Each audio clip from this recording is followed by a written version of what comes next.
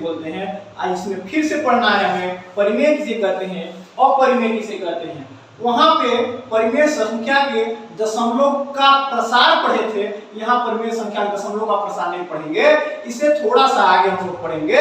वहां पे दशमलव का प्रसार पढ़े थे, शांत, अशांत, आवर्ती, अनावर्ती पढ़ा था, और यहाँ पे हम लोग कक्षा 10वीं में थोड़ा सा आगे पढ़ेंगे उसके बारे में।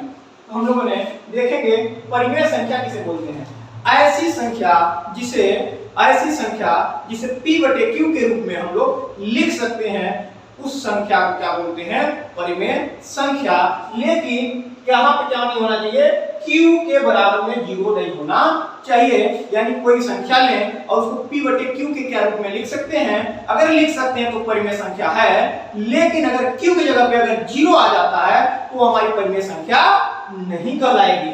जैसे कि 1, 2, 3, 4 और कोई बटे में रहेगा 2/3, 5/8, ये सब परिमेय संख्या है।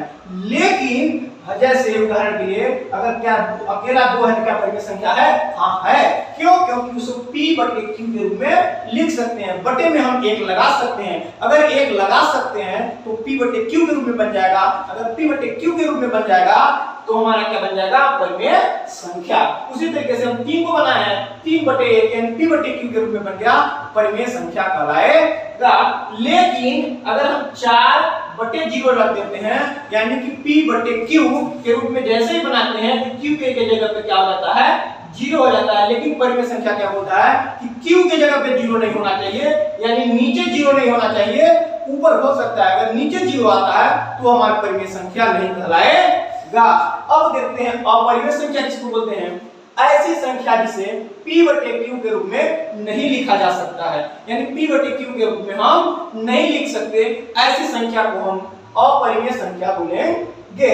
उदाहरण के लिए क्या लिख सकते हैं, पाई, √2, √3, 2 + √2 आदि। इस तरीके की अगर संख्या रहेगा उसको हम अपरिमेय संख्या कहेंगे। कोई बोलेगा √4 क्यों नहीं लिखे, √4 को इसलिए नहीं लिखे कि उसका जब वर्गमूल करेंगे, यानी उसका जब गुणनखंड करके वर्गमूल निकालेंगे तो हमें क्या निकल जाएगा, रूट। इस तरीके का अगर 4 का हम वर्गमूल निकालेंगे, रूट के अंदर 2 × 2 आएगा, जो एक जोड़ा बना लेगा। एक जोड़ा जैसे बनेगा तो एक जोड़ा अंदर 2 का जोड़ा बन गया तो 2 बाहर निकल जाता है, और जैसे ही अकेला 2 आ गया, इसे हम बटे में 1 लगा सकते हैं तो p/q के रूप में बन जाता है। इसलिए हमारा √4 परिमेय संख्या है, अपरिमेय नहीं है। यानी √4 हमारा क्या है, परिमेय संख्या में आ जाता है। क्यों? क्योंकि जब उसका वर्गमूल करते हैं तो रूट हट जाता है, अकेला 2 आता है, 2 के नीचे हम 1 लगा लेते हैं तो p/q के रूप में आ जाता है। इस तरीके से हमारा क्या बन जाता है, इस तरीके से हमारा वो परिमेय संख्या में चला जाता है। अपरिमेय संख्या √4 नहीं है। इसके पहले आगे पढ़ने से पहले हम लोग थोड़ा सा क्लास 9वीं वाला थोड़ा सा रिवीजन करेंगे, थोड़ा सा देखेंगे होता क्या है। जैसे प्राकृतिक संख्या, पूर्ण संख्या, पूर्णांक संख्या, भाज्य संख्या, अभाज्य संख्या, सह अभाज्य संख्या। तो देखते हैं हम लोग प्राकृतिक संख्या किसे बोलते हैं। ऐसी संख्या जो 1 से चालू होकर के अनंत तक जाती है, प्लस वाले अनंत तक, यानी प्राकृतिक संख्या 1 से चालू होकर के 1, 2, 3 प्लस के अनंत तक जाती हो, उसे हम लोग प्राकृतिक संख्या कहते हैं। लेकिन अब पूर्ण संख्या देख लेते हैं। पूर्ण संख्या किसे बोलते हैं, ऐसी संख्या जो 0 से स्टार्ट होती है। कहां से होती है, 0 से स्टार्ट होती है, वो अनंत तक जाती है। 0 से स्टार्ट होकर के प्लस के अनंत तक जाती हो, उसे पूर्ण संख्या कहते हैं। अब देख लेते हैं पूर्णांक संख्या। पूर्णांक संख्या ऐसी संख्या होती है जो निगेटिव भी होती है, यानी ऋणात्मक भी होता है और धनात्मक भी होता है। यानी हम इसको बोल सकते हैं कि अनंत ऋणात्मक का अनंत ले लीजिए और धनात्मक का अनंत ले लीजिए, कहीं का भी अक्षर या कहीं का भी अंक उठा लीजिए, वो पूर्णांक कहलाएगा। चाहे ऋणात्मक में हो चाहे धनात्मक में हो, वो क्या कहलाएगा, हमारा पूर्णांक कहलाएगा। अब देख लेते हैं हम लोग भाज्य संख्या। भाज्य ऐसी संख्या बोला जाता है, ऐसी संख्या जो 2 से विभाजित हो जाए। यानी कोई ऐसा संख्या लीजिए जो 2 से भाग करने पर पूरा का पूरा क्या हो जाए, कट जाए, विभाजित हो जाए। ऐसी संख्याओं को हम लोग भाज्य संख्या बोलते हैं। जैसे कि 2, 4, 6, 8, 10, इसमें से 2 का भाग करेंगे तो पूरा का पूरा हमारा क्या बन जाएगा, कट जाएगा। अब देख लेते हैं अभाज्य संख्या। ऐसी संख्याएं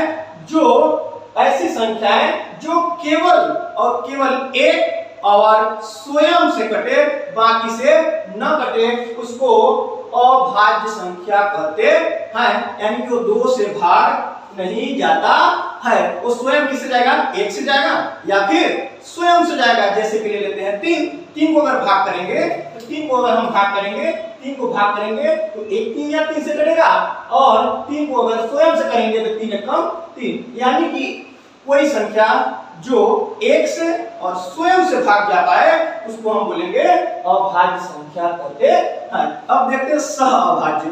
सह अभाज्य ऐसी संख्याएं होती हैं, दो ऐसी संख्याएं कहलाती, दो संख्याएं ऐसी कहलाती, ऐसी संख्याएं जिनका उभयनिष्ठ यानी सार्व गुणनखंड यानी उभयनिष्ठ गुणनखंड 1 के अलावा कुछ ना हो।